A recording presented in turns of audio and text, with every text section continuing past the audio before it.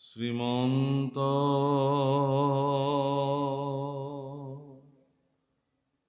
শংকৰ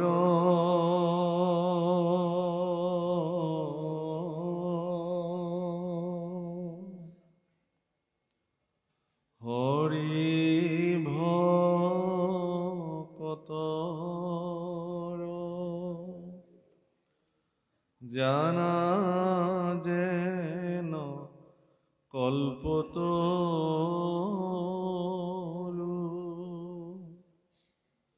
তাহান্ত বিনাই নাহি নাহি নাহি আমাৰ পৰম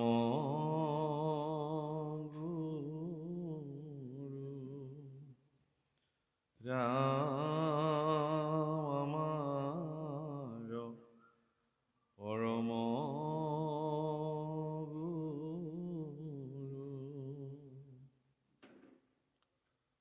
শংকৰ মাধৱ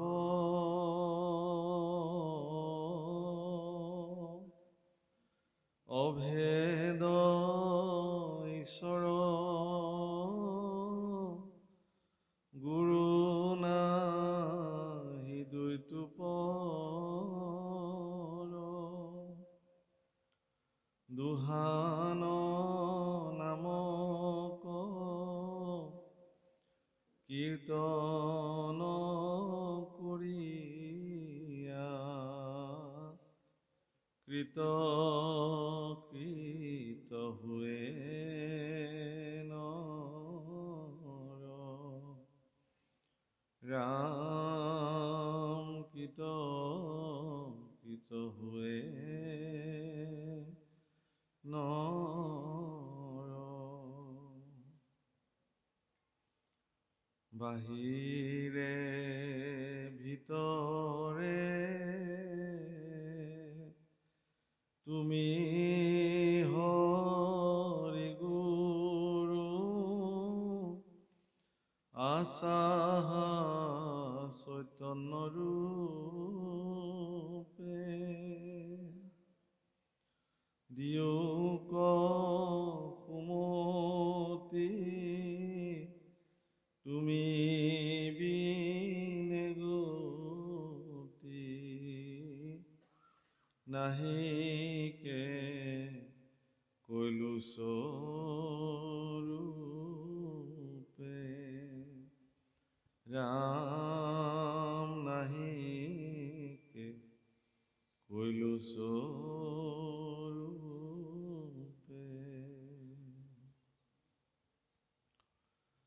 সকলো নিগম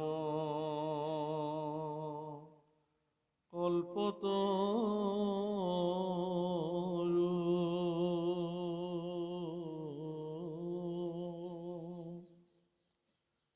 তাৰ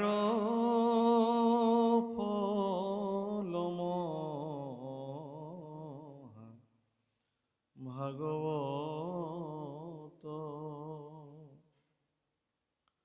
শুকমুখে আখি ভূমিত ভৈলা বিদিত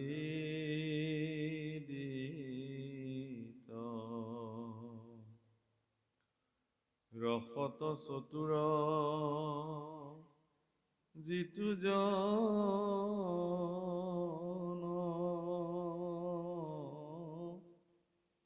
কৃষ্ণৰ চৰণে দিয়া মন পৰম সন্তোষে পিয়ুক ৰসয় অমৃত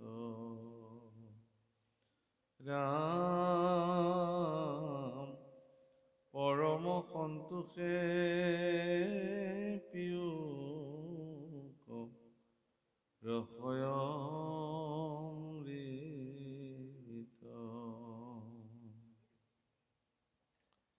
কৃষ্ণ। উদ্যোক্তা বাপসকলৰ আজ্ঞা অনুসাৰ শ্ৰীমদ ভাগৱতৰ একাদশ স্কন্ধ কৃষ্ণ উদ্ধৱ সংবাদ লোৱা হৈছে প্ৰাৰম্ভণিৰ পৰাই।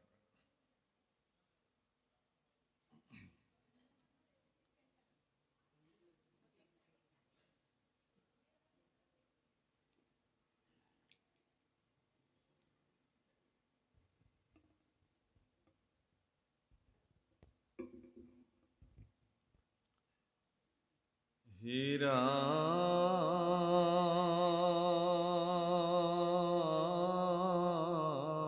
ৰাম নিগদতি শুক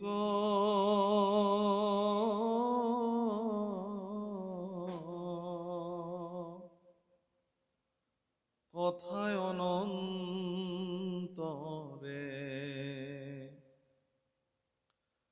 শুনা নৃপ পৰীক্ষিত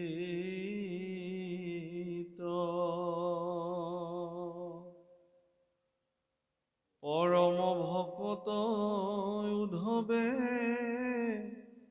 বুজিলা কৃষ্ণ ৰসবে ইংগিত।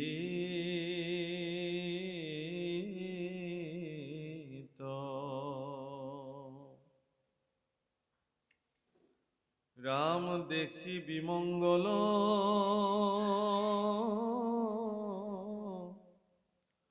আকুলিলা মনে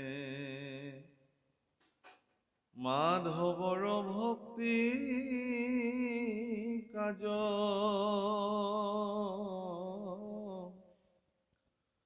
কুল সংহৰিবা বৈকুণ্ঠে চলিবা এৰিয়া দ্বাৰকা ৰাজ।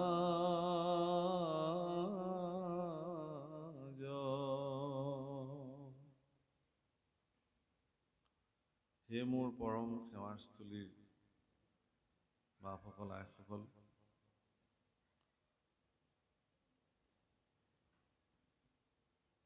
প্ৰায় ২৫০ বছৰীয়া প্ৰাচীন শিৱসাগৰৰ এই দিচিয়াল গাঁৱৰ বৰনামঘৰৰ মজিয়াত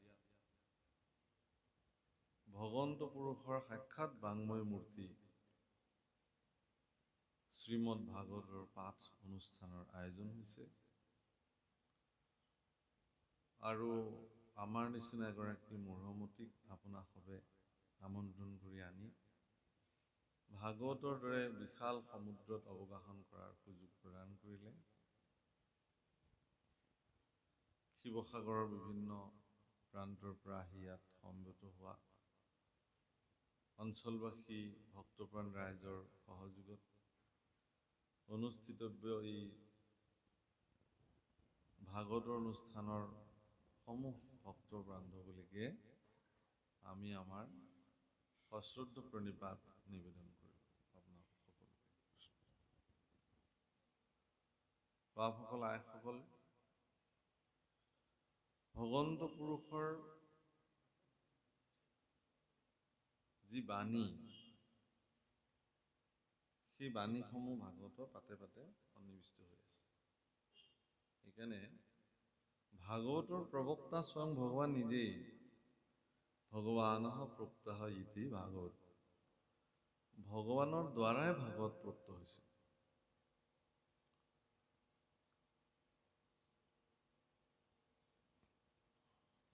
প্ৰথমতে তেওঁ ব্ৰহ্মাক এই ভাগৱত কথা কৈছিলে।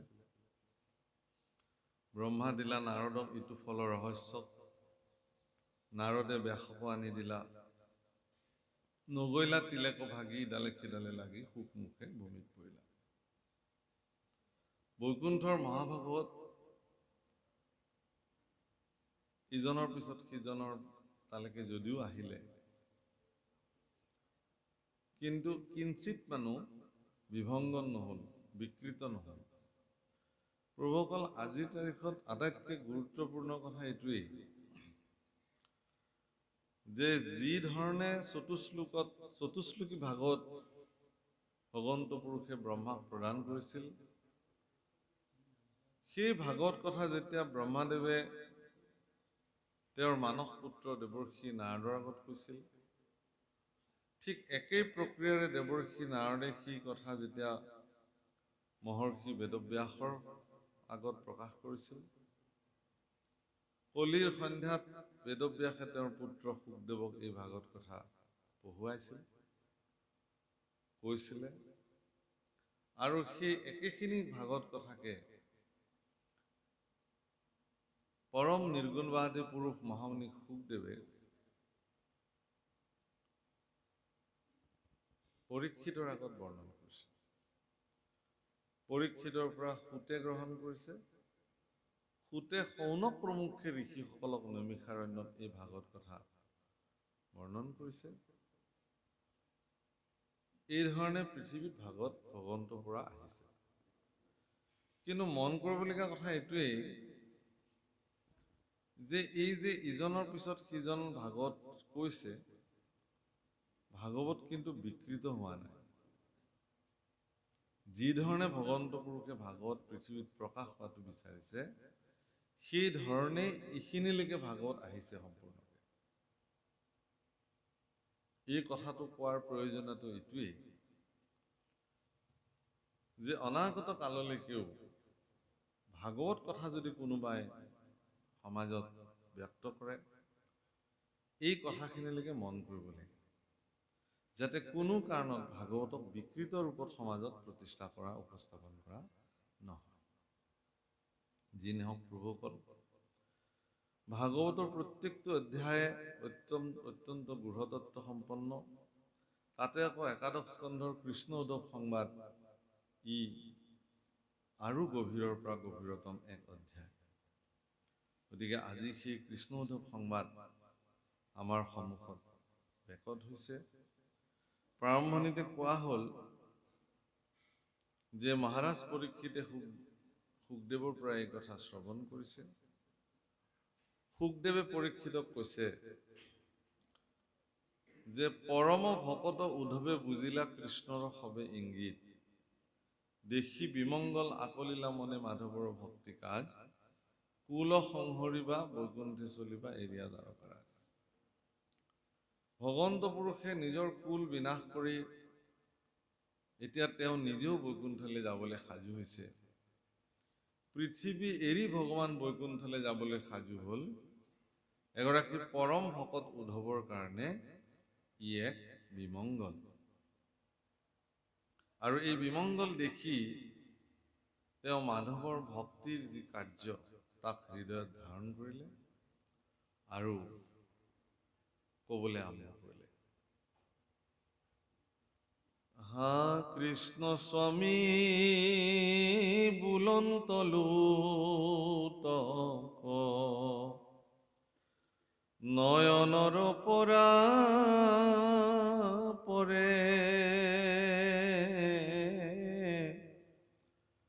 শৰীৰত সুকে অগণি উধাই, মনে মহা মৰ্মচৰে,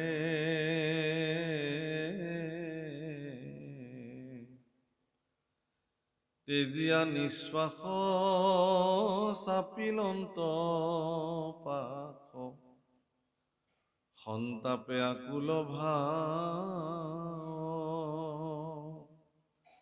বিৰল স্থানত পৰি প্ৰণামিলা, শিৰে পৰহিয়া পা।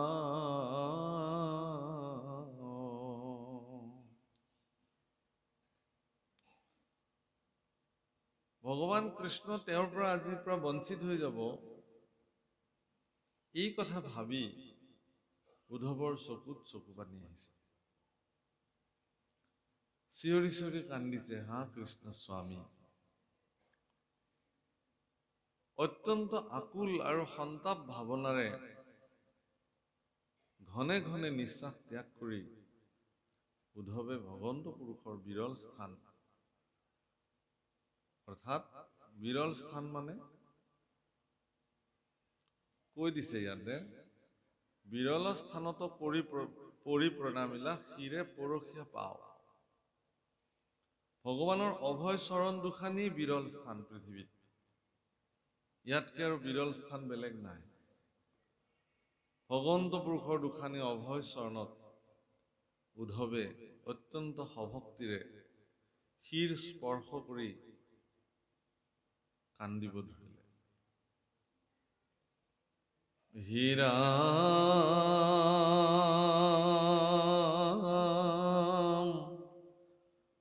কৃষ্ণৰ বিয়োগে অগ্নি অন্তৰ্গতে, হৃদয় দগধ কৰে, শোকে মকমকি কৰন্ত ক্ৰন্দন, নয়নৰ নীৰ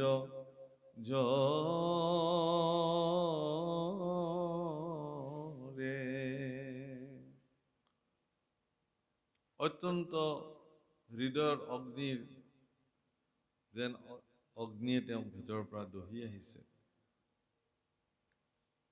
চকু পানী বাৰে বাৰে পৰিছে।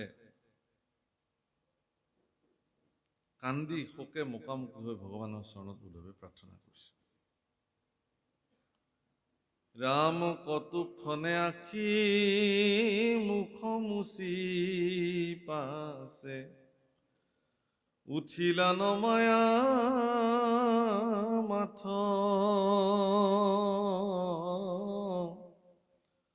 কৰি কৃতাঞ্জলি বুলিবে লাগিলা, শোকে গদ গদ মাত,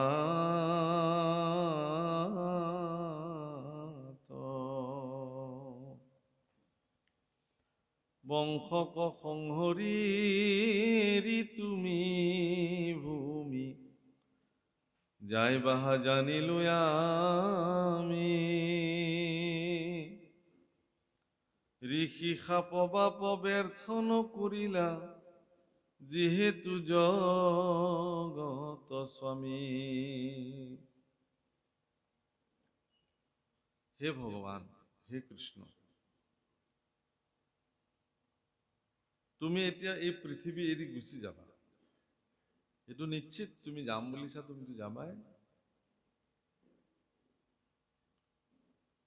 যদি তুমি ইচ্ছা কৰিলাহেঁতেন, তেতিয়াহ'লে তোমাৰ ওপৰত যিটো ঋষিৰ অভিশাপ আছিলে, যে তোমালোকৰ এই লোহা টুকুৰে সমগ্ৰ যদুবংশ এদিন বিনাশ কৰি পেলাব, গতিকে এই ঋষি শাপটো ইচ্ছা কৰিলে তুমি খণ্ডন কৰিব পাৰিলাহেঁতেন, কিন্তু তুমি নকৰিলা। নকৰাৰ কাৰণটো কি? তুমি জগতৰ স্বামী। বাপসকল, আইসকল, ভগৱান কৃষ্ণ যে স্বয়ং ভগৱান, কৃষ্ণস্তু ভগৱান স্বয়ং, এই কথা বহু ক্ষেত্ৰত ভগৱানে তেওঁৰ কাৰ্যকাৰণ কৰিবলৈ যাওঁতে যিমান পাৰে তাক ঢাকিবলৈ চেষ্টা কৰিছে। ভগৱান ৰামচন্দ্ৰও তেওঁ যেতিয়া ৰাম অৱতাৰে জগতলৈ আহিছিলে, তেওঁ যে স্বয়ং ঈশ্বৰ, এই কথাটো তেওঁ ঢাকিবৰ কাৰণে যত্ন কৰিছে। ৰামায়ণত ঢাকিবলৈ যত্ন কৰিছে। একদম ৰাৱণ বধৰ সময়ত তেওঁৰ ঈশ্বৰত্ব প্ৰকাশ পাইছে। ঠিক তদ্ৰূপ কৃষ্ণ অৱতাৰতো তেওঁ 125 বছৰ কাল পৃথিৱীত থাকি একদম বৈকুণ্ঠ প্ৰাণৰ সময়ত তেওঁ তেওঁৰ ঈশ্বৰত্বটোক স্পষ্টভাৱে প্ৰকাশ কৰিছে। বাপসকল, প্ৰভু ৰামচন্দ্ৰ যেতিয়া বনবাসলৈ যায় আৰু যিদিনাখন ৰাৱণে সীতাক হৰণ কৰিছিলে, তাৰপিছত দেখা গ'ল যে তেওঁৰ ভাতৃ লক্ষ্মণৰ লগত তেওঁ অৰণ্যত অনাই বনাই তেওঁৰ পত্নীক বিচাৰি ঘূৰি ফুৰিছে।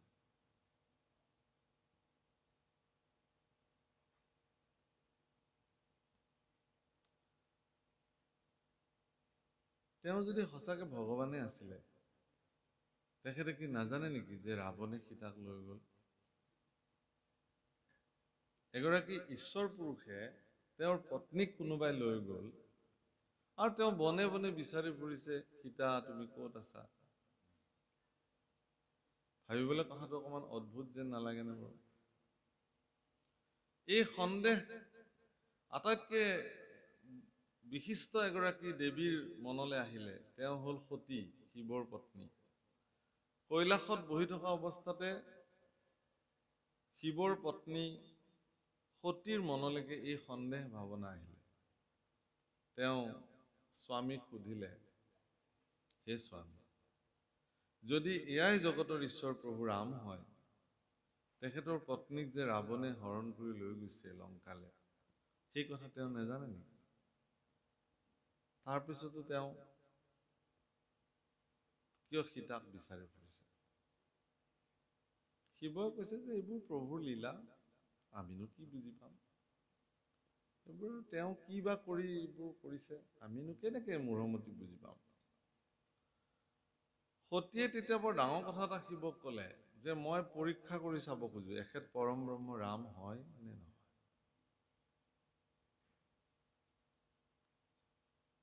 ব'লা স্বামী, আমি দুয়োজনে লগ লাগি পৰীক্ষা কৰি চাম। শিৱই বোলে মই নাযাওঁ পৰীক্ষা কৰিবলৈ, তুমিয়ে যোৱা যদি যাব খুজিছা। কিন্তু ময়ো তোমাক বাৰণ কৰিম স্বামী হিচাপে যে তুমি এনেকুৱা ভয়ংকৰ সিদ্ধান্ত এটা ল'ব নালাগে। প্ৰভুৰ কাৰ্যক পৰীক্ষা কৰাৰ কোনো প্ৰয়োজনীয়তা নাই, গতিকে তুমি নালাগে যাওঁ। কৈছে নহয় মই যাম, আৰু তুমিও মোৰ লগত আহা স্বামী। শিৱই কৈছে মই এই বটবৃক্ষৰ তলত বহিলো, তুমি যোৱা পৰীক্ষা কৰা। আৰু সতীয়ে কৈছে তুমি কিয় নোযোৱা? কৈছে যাৰ বেমাৰ লাগে সিহে ঔষধ বিচাৰি যায়, মোৰতো বেমাৰ লগা নাই। বেমাৰটো তোমাৰ লাগিছে, এই যিটো সন্দেহৰ বেমাৰ তোমাৰ উপজিছে মনত, মোৰ কিন্তু এনেকুৱা সন্দেহৰ বেমাৰ নাই। ঈশ্বৰ পুৰুষে যি কাৰ্য সম্পাদন কৰে সেই কাৰ্য মংগলৰ কাৰণে কৰে। মংগল ভৱন মংগল হাৰি দ্ৰৱহুসু দশৰথ অজৰ বিহাৰী। গোস্বামী তুলসীদাসে লিখিছে, আমি সবেই চিঞৰি চিঞৰি গাওঁ মংগল ভৱন মংগল হাৰি। ভগৱান মংগলকাৰী, তেওঁৰ প্ৰত্যেকটো কাৰ্য মংগলকাৰী।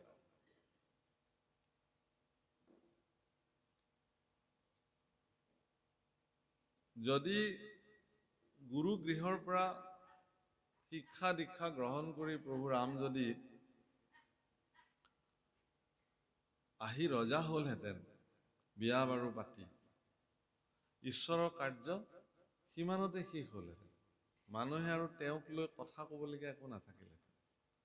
ৰামৰ চৰিত্ৰক আগুৱাই লৈ যোৱাৰ কাৰণে এগৰাকী নাৰীয়ে বিশেষ ভূমিকা গ্ৰহণ কৰিলে। মনত ৰাখিব, আজি আইসকলৰ সংখ্যা বেছি আছে, মই সেইকাৰণে কৈছোঁ যে জাগতিক জগতত মংগল কাৰ্যত আইসকলৰ ভূমিকা কি? মংগলজনক ভূমিকা। এগৰাকী মাতৃয়ে ভগৱানৰ কথা আগুৱাই লৈ যাবৰ কাৰণে ভূমিকা গ্ৰহণ কৰিলে। প্ৰথম মাতৃগৰাকী কোন আছিল ভগৱানৰ কথা আগুৱাই নিবৰ কাৰণে? তেওঁ তাৰকা, এগৰাকী ৰাক্ষসী। যদি তাৰকাই সেই দণ্ডকাৰণ্যত যদি তেওঁ উপদ্ৰৱ নকৰিলেহেঁতেন, ঋষিসকলৰ ঋষি কাৰ্যক যদি তেওঁ বাধাগ্ৰস্ত নকৰিলেহেঁতেন, তেতিয়াহ'লে বিশ্বমিত্ৰই কেতিয়াও দশৰথৰ ওচৰলৈকে সহায় বিচাৰি নাহিলেহেঁতেন ৰামচন্দ্ৰ। আপোনালোকে এইটোও জানি থওক যে তাৰকাৰ নিচিনা 1000 অসুৰ নিধন কৰিব পৰাৰ ক্ষমতা অকল বিশ্বমিত্ৰৰে আছিলে। তাৰপিছতো বিশ্বমিত্ৰ কিয় দশৰথৰ ওচৰলৈকে আহিলে? আপোনালোকে জানে সকলোৱে যে অত্যন্ত ক্ৰোধী ঋষিগৰাকীৰ ভিতৰত 1 নম্বৰতে বিশ্বমিত্ৰৰ নাম আহে, 2 নম্বৰতে জামদগ্নি ৰাম অৰ্থাৎ পৰশুৰামৰ নাম আহে, তাৰপিছত দুৰ্বাসাৰ নাম আহে। আচ্ছা, এওঁলোক বেদজ্ঞ ঋষি, এওঁলোক পৰম শাস্ত্ৰজ্ঞ, শস্ত্ৰজ্ঞ।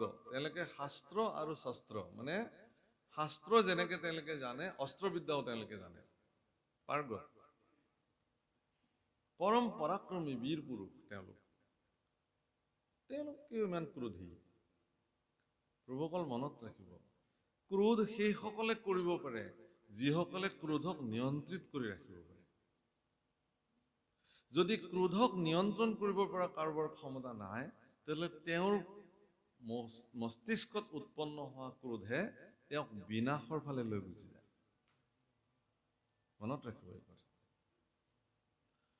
বিশ্বমিত্ৰক ঋষিসকলে কৈছিলে যে, হে গুৰুদেৱ, তুমিতো ইচ্ছা কৰিলে তাৰকাক বা সুবাহু মাৰিচক তুমিতো নিধন কৰি দিব পাৰা, কৰি দিয়া, আমি শান্তিৰে যাতে যজ্ঞ সম্পাদন কৰিব পাৰোঁ।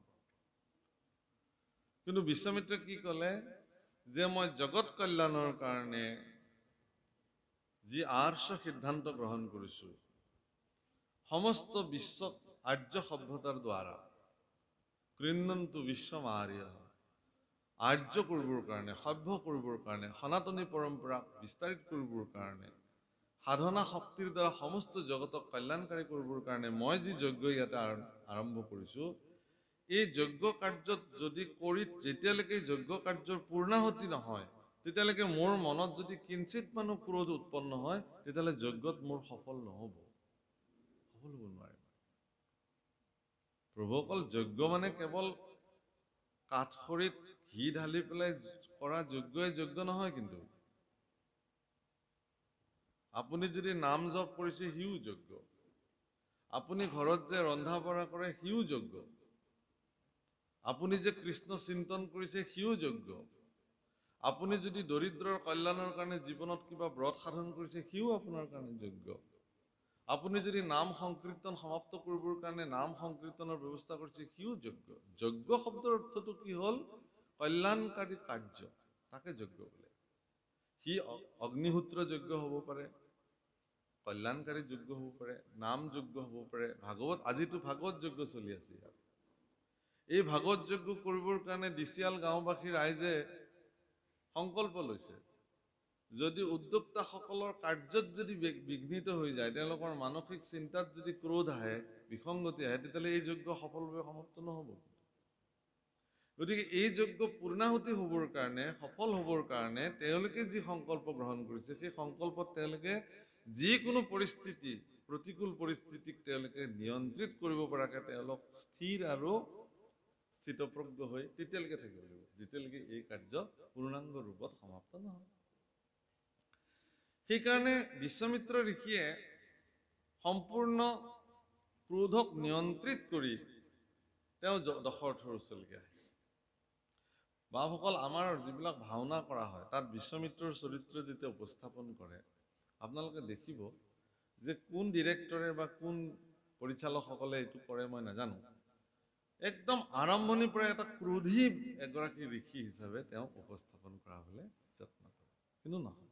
আপুনি চাব, যেতিয়া দশৰথৰ ওচৰলৈকে তেওঁ আহিছিলে বিশ্বমিত্ৰ, দশৰথক কৈছিলে যে মোক সহায় লাগে মোৰ যজ্ঞ কাৰ্য সুসম্পাদিত কৰিবৰ কাৰণে, আৰু এই সহায় তোমাৰ পুত্ৰই কৰিব, ৰামচন্দ্ৰক মোক লাগে। দশৰথে তেওঁৰ পুত্ৰ মোহত থাকি তেওঁ পুত্ৰৰ সলনি তেওঁ নিজেই যাম বুলি ক'লে।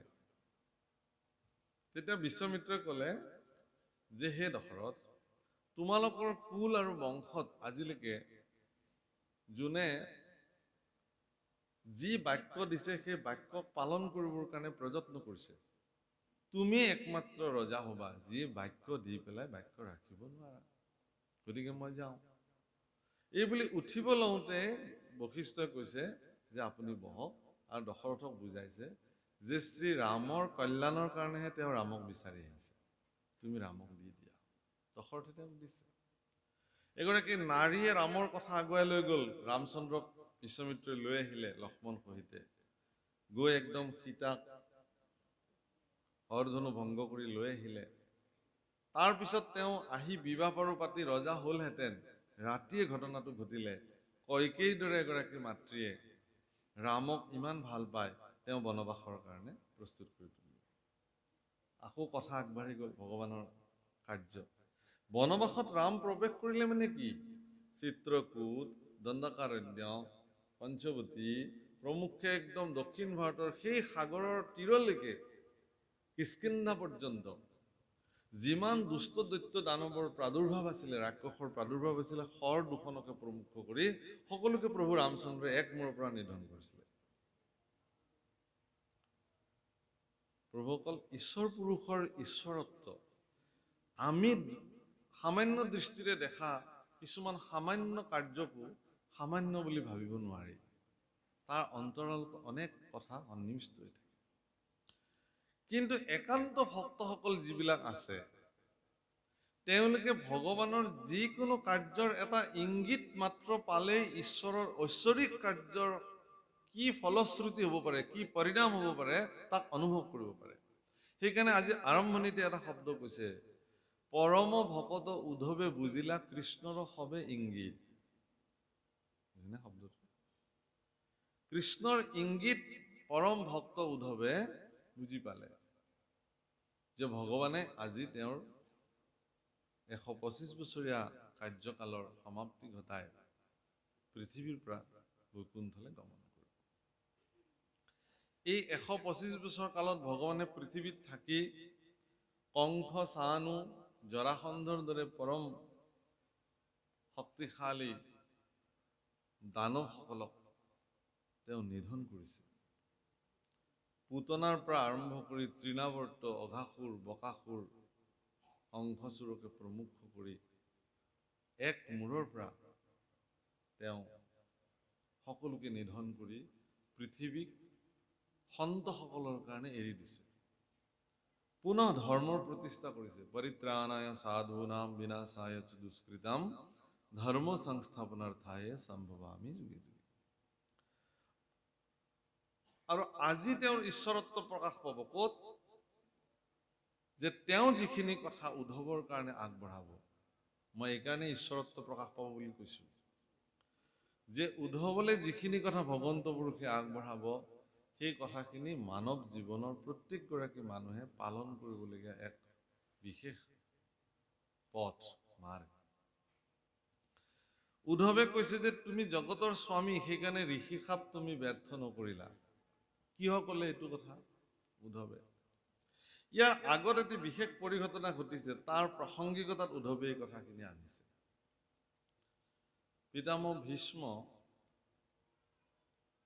ভীষ্মই পঞ্চপাণ্ডৱক নিধন কৰিবৰ কাৰণে 5 পাত অব্যৰ্থ বাণ তেওঁ সাঁচি ৰাখিছিল। যি 5 পাত বাণৰ দ্বাৰা 5 পাণ্ডৱক তেওঁ নিধন কৰিব পাৰে। কিন্তু ভগৱন্ত পুৰুষে অত্যন্ত কৌশল কৰি অৰ্জুনৰ দ্বাৰা ৰাতিয়ে ভীষ্মৰ শিবিৰৰ পৰা সেই 5 পাত বাণ লৈ আহিলে। পিছদিনা দুৰ্যোধনে যেতিয়া তেওঁক ক'লে যে আজি কোনগৰাকী পাণ্ডৱ নিধন হ'ব, এই কথাটো জানি পিতামহে যিদিনাখন কৈছিলে যে নহয়, ইয়াতো কালি তুমি দায়িত্ব লৈছা, বোলে মইতো দায়িত্ব লোৱা নাই। তোমাৰ সাজ পোছাক পিন্ধি কোন আহিছিল মোৰ ওচৰলৈ? বোলে অৰ্জুন আহিছিল। আকৌ আৰে অৰ্জুনে তোমাৰ সাজ সজ্জা কেলে পিন্ধিলে? আগতেতো নিয়ম আছিলে, কোনেও কাৰো সাজ সজ্জা পৰিধান নকৰে, চবৰে নিজৰ নিজৰ সাজ সজ্জা আছে। শিৰৰ মুকুটৰ পৰা পাদত্ৰাণলৈকে সকলো নিজৰ নিজৰ, তাতেই গম পাই যায় কোনে কেনেকুৱা অংগবস্ত্ৰ লয়, কোনে কেনেকুৱা ধুতি পিন্ধে, কোনে কেনেকুৱা কীৰ্তি পিন্ধে, তাতেই চিনাকি। দুৰ্যোধনে বুজি পালে যে অৰ্জুনৰ হাতলৈকে পঞ্চপাণ্ডৱৰ মাৰণাস্ত্ৰখিনি যিটো গুচি গ'ল পিতামহ ভীষ্মৰ, পঞ্চপাণ্ডৱক নিধন কৰাটো সহজ আৰু নহয়। সেইকাৰণে পিতামহ ভীষ্মক তেওঁ ইমান গালি পাৰিছে, তিৰ্যক নিন্দা কৰিছে, কটু কথাৰে তেওঁক সমালোচনা কৰিছে, যিটো এগৰাকী পৃথিৱীত কোনো এগৰাকী মানুহে তেওঁৰ বংশৰ জ্যেষ্ঠ পুৰুষ এগৰাকীক তেনেকুৱা কথা ক'ব পাৰে। তেওঁ যে এগৰাকী দুৰাচাৰী তাৰ প্ৰামাণিক তথ্য তাতে। বাপসকল, কুৰুক্ষেত্ৰ মহাৰাজ যুধিষ্ঠিৰে যুদ্ধ নকৰাৰ আগতেই বিজয় সাব্যস্ত কৰি পেলাইছিল তেওঁৰ ব্যৱহাৰৰ দ্বাৰা। এই কথা আপোনালোক সকলোৱে জানে। পিতামহ ভীষ্মই ভগৱান কৃষ্ণক স্তুতি কৰিলে যে হে প্ৰভু, মইতো তোমাৰ এগৰাকী ভক্ত, কিন্তু তুমি অৰ্জুনৰ দৰে ভক্তসকলক ৰক্ষা কৰিবৰ নিমিত্তে তুমি মোক আজি লাঞ্ছিত কৰিলা। ময়ো প্ৰতিজ্ঞা কাঢ়িলো যে তুমি যুদ্ধত অস্ত্ৰ নধৰো বুলি কৈছিলা কুৰুক্ষেত্ৰত, ময়ো কিন্তু তোমাক অস্ত্ৰ ধৰাইহে এৰিম। ময়ো তোমাক অস্ত্ৰ ধৰাইহে এৰিম। আৰু ভগৱান কৃষ্ণই পিতামহ ভীষ্মৰ সেই প্ৰতিজ্ঞাটোক ৰক্ষা কৰিবৰ কাৰণে এদিন তেওঁ কুৰুক্ষেত্ৰ যুদ্ধত অস্ত্ৰ ধৰিছিল। আপোনালোকে এবাৰ ভাবকচোন, জগতৰ ঈশ্বৰ ভগৱান কৃষ্ণই মুখেৰে কৈছিলে যে মই কুৰুক্ষেত্ৰ যুদ্ধত অস্ত্ৰ নধৰো, মই কেৱল এগৰাকী ৰথৰ সাৰথি হিচাপে অৱতীৰ্ণ হ'ম। কৃষ্ণৰ এই বাণী তেওঁ নিজে ৰক্ষা কৰিব নোৱাৰিলে। কিহৰ কাৰণে? ভক্তৰ বাক্যক ৰক্ষা কৰিবৰ কাৰণে। কৃষ্ণ পুৰুষৰ কাৰণে ভক্ত ইমানেই শ্ৰেষ্ঠ। মই এই কথাখিনি এইকাৰণেই আনিছোঁ যে আপোনালোক প্ৰত্যেকগৰাকী একোগৰাকী ভগৱানৰ ভক্ত। ভক্তসকলৰ কাৰণে ভগৱানে কি কৰিব নোৱাৰে? মই আৰম্ভণিতে যিটো কথা কৈছিলোঁ তাৰ কথা কোৱাৰ প্ৰয়োজনীয়তাটো এইটো আছিলে যে যিদিনাখন হনুমানে সীতাৰ ওচৰলৈকে যায়,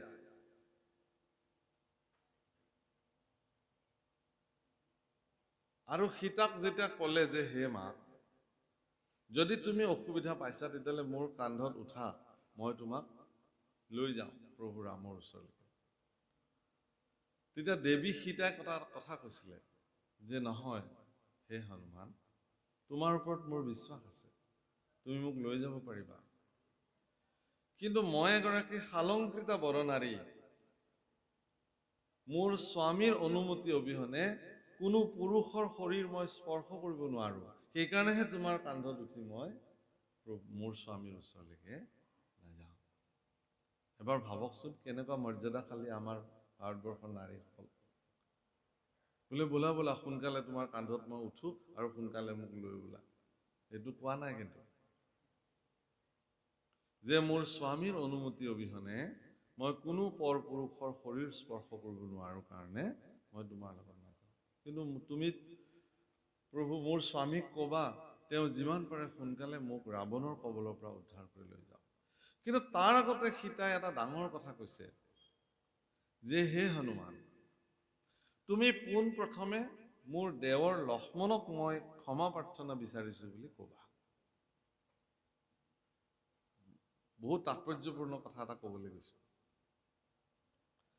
মোৰ দেৱৰ লক্ষ্মণক মই তেওঁৰ চৰণত মই সেৱা জনাইছো, প্ৰণিপাত জনাইছো, মোৰ ভুল হৈছিল ক্ষমা। তেওঁৰ বাক্যটোক মই ৰক্ষা নকৰি তেওঁক মই কটু কথাৰে মই ব্যৱহাৰ কৰিলো। তাৰ পিছত কৈছে যে তাৰ পিছতহে মই মোৰ স্বামীক সেৱা কৰিছো বুলি তুমি ক'বা। আৰু হনুমানেও আহি এই কথা ৰামচন্দ্ৰক যেতিয়া কৈছিলে যে হে প্ৰভু, দেৱী সীতাই মাতৃ সীতাই পোন প্ৰথমে লক্ষ্মণৰ প্ৰতি সেৱা জনাইছে অপৰাধৰ পৰা মুক্ত কৰি দিবৰ কাৰণে, তাৰপিছত আপোনাক সেৱা জনাইছে। তেতিয়াহে ৰামচন্দ্ৰই কৈছে লক্ষ্মণ সুগ্ৰীৱ ৰেডি হোৱা, আজি আমি যাব লাগে লংকাত। তাহলে ইমান দিনে ৰামচন্দ্ৰৰ গাত লগা নাছিল নেকি? নাই লগা। এনেই ঘূৰি ফুৰিছে। এই কাৰণে ঘূৰি ফুৰিছে যে তেওঁৰ একান্ত সেৱক ভক্ত লক্ষ্মণক সীতাই এটা কটু কথা কৈছিলে। ভগৱানে তেওঁৰ ভক্তক কোনোবাই বেয়া ব্যৱহাৰ কৰিব, তেওঁৰ পত্নী হলেও তেওঁ ক্ষমা নকৰে। সেইকাৰণে নাম অপৰাধৰ প্ৰথমটো অপৰাধে হ'ল ভকতক নিন্দয় অধম, জানিবা নামৰ দ্ৰোহী পৰম। ভগৱানে চব সহ্য কৰিব পাৰে, ভক্তৰ নিন্দা সহ্য কৰিব নোৱাৰে। গতিকে তেওঁৰ একান্ত ভক্ত লক্ষ্মণক কৰা অপমান, তাৰ শাস্তি স্বৰূপে এবছৰ কাল অধিক কাল ৰাৱণৰ গৃহত সীতা থাকিব লগা হ'ল। ৰামে তেওঁক উদ্ধাৰ কৰিবলৈ যোৱা নাছিল। যেতিয়া গম পালে যে তেওঁ অনুশোচনা কৰিছে, তেতিয়া তেওঁ উদ্ধাৰ কৰিবৰ কাৰণে প্ৰস্তুত হৈছে। অম্বৰীষক যেতিয়া দুৰ্বাসাই অপমান কৰিছিল, অম্বৰীষৰ নিৰাপত্তাত থকা ভগৱানৰ সুদৰ্শন চক্ৰই যেতিয়া দুৰ্বাসাক খেদি লৈ ফুৰিছিল, তেতিয়া সমস্ত ত্ৰিভুৱন দৌৰি দৌৰি দৌৰি দৌৰি এটা সময়ত দুৰ্বাসাই আহি পেলাই ভগৱান কৃষ্ণৰ চৰণত পৰিছিল। ত্ৰাহিমাম মধুসূদনম, হে মধুসূদন, তুমি মোক ৰক্ষা কৰা। কিয়? যে তোমাৰ সুদৰ্শনক তুমি কোৱা, নহ'লে ই মোক কাটি টুকুৰা টুকুৰি কৰিব। তেতিয়া ভগৱান কৃষ্ণই কৈছিল যে মই আকৌ একো ক'ব নোৱাৰিম। তুমি যিজন মোৰ ভক্তক অপমান কৰিছা তেওঁৰ ওচৰলৈ যোৱা, তেওঁ যদি ক্ষমা কৰি দিয়ে তেতিয়াহ'লে মোৰ সুদৰ্শনে তোমাক একো নকৰে। দুৰ্বাসা পুনৰ উভতি আহি পুনৰ ভগৱানৰ ভক্ত অম্বৰীষক তেওঁ কি কৰিছে? প্ৰণিপাত জনাইছে, অপৰাধ মাগিছে। তাৰপিছত সেইকাৰণে কোনো কাৰণত প্ৰভুসকল কোনো ভক্তৰ কাৰ্যক কেতিয়াও নিন্দাসূচক বাক্য কেতিয়াও দিব নালাগে। মই যিটো মাৰ্গেৰে গৈ আছো এইটোৱেই শুদ্ধ সৎ ৰাস্তা, বাকী অন্যসকলে যিটো ৰাস্তাৰে গৈ আছে সেইটো শুদ্ধ সত্য নহয়, এনেকুৱা মনোবৃত্তি কেতিয়াও ল'ব নালাগে। ভগৱানক কোনে কেনেকে ভজনা কৰি পাইছে এই কথা আপুনি মই নাজানো। ভাৰতবৰ্ষত আজিৰ তাৰিখত এটা বিশেষ